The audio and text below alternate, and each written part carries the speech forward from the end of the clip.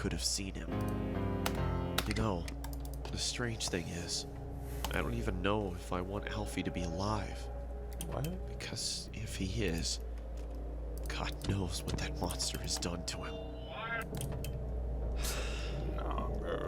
Sorry if I've gone on too long, but the guilt's been killing me. I had to get it out somehow. I only tell it as a story because people like stories, and I want as many people to hear this as possible. Alfie, if somehow you're watching, I love you, and I'm so sorry. Please don't lose heart. And to the man who took you, it's not too late. If you have any heart at all, and even if you don't, please let my little brother come home. To everybody else, if someone comes into your bedroom at night, open your eyes. You never know who it might be. I still stay up late at night. It's not because I want to sleep. It's because I can't. In case anyone sees Alfie, this is the last good photo we took of him. That's it. Stay safe. Damn, this message is going on for a minute. Thank you.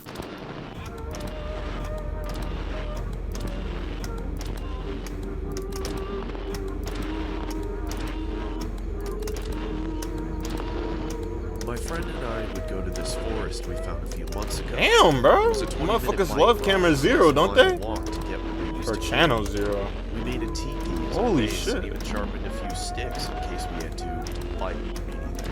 I know it's dumb, but we thought it was super cool at the time, being 14 years old. I'm a big fan of horror movies. I'd make my friend watch them with me all the time, and he hated it.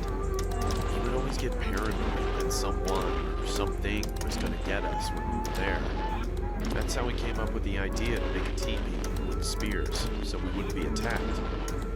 We were finishing the school year online and had to study for finals, so we hadn't been back to the forest in weeks. After the finals were all said and done, we decided to take a trip up there to relax and check to see if our teepee was still there. Our parents agreed to let us stay there on the basis that we'd keep in touch throughout the Yo, night. count how many Channel Zeros was We that? didn't tell our parents. Count how many this, Channel but Zeros was we that, would bro? always take a big What the buck fuck? knife and a hatchet with us. We really thought we were manly. Anyway, when we were gathering our stuff for the night in the forest, we noticed that the buck knife was missing. We thought nothing of it and assumed we'd just left it in the forest the last time we were there. On the bike ride there, my friend was on edge. We'd just watched a scary movie and he was being a wimp as usual. At around 8 p.m., we arrived at the rough part of the forest, where we had to continue the rest of the journey on foot. As we were walking, we smelled a terrible stench in the air. I couldn't locate or tell what it was. This, of course, made my friend think that there was a dead body and said we needed to leave right away. I told him that he was being a wimp and overreacted. The crunching of the fallen leaves began to sound like squelching. As we peered down, we saw a trail of red leading up to where our teepee was. This really freaked my friend out. I told him I'd spotted a can of spray paint in the trash a while back and that someone was probably planning a prank just to calm him down. The closer we got to our base, the stronger the smell became. I don't even know what's going on. When we finally got there, we saw our teepee and felt a huge wave of relief come over us, even though the smell was as pungent as ever. We peeked inside the teepee through a door flap we had made. What we saw was haunting.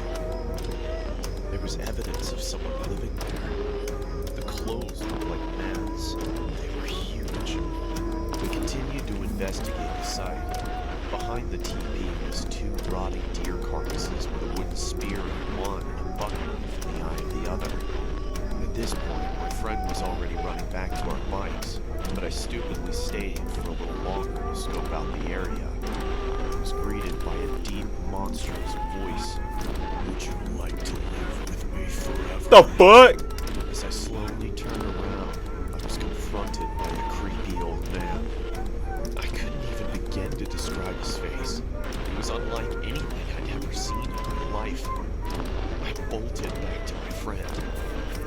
He's a slow runner, so it was easy to catch up to him. We then biked back as fast as we could. Not looking back. Yo, count how many channel zeros is that, bro? That shit's throwing me off. Cause there's so many. Like, yo, I gotta flick my mouse all day. Or whatever, bro.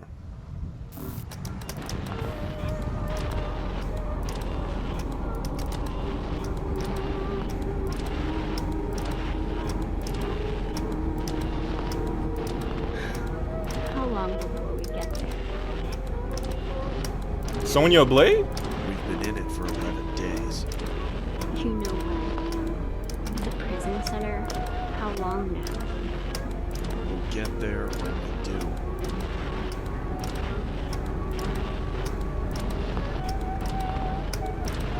What am I doing here? What am I doing here? You shot someone. No, I know I've been told that. But why? Like I stated before, you've had your memory wiped for a reason. They don't want you to act on whatever motivated you to do that here. If I told you, I'd be next to get a sentence. How is that fair? I'm nobody anymore. Roland does not exist. I'm not her. Even if I was before, I'm not now. And I wouldn't shoot someone. I'm not a killer. And That's You cap. have the capacity to be. That's and we've cap. seen that. everybody does. If I really did do what you said I did, I must have been in a position where anyone would have done the same. Any memories that weren't directly targeted, you should find come back over time, if that helps. Why? Ask one more question, and I'll chain you to the back and make you walk.